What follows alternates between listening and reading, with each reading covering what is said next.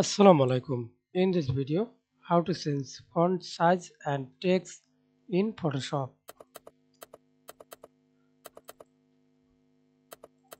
Double click or select. Example, I select virtual font size.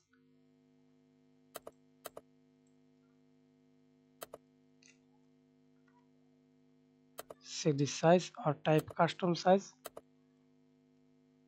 I type custom size. Example 20.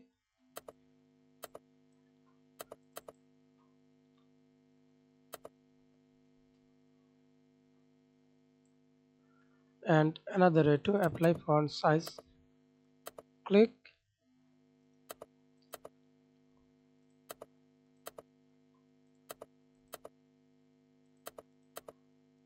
Okay, show this character. Underline. Show underline. Power. Middle. Strike through. Okay.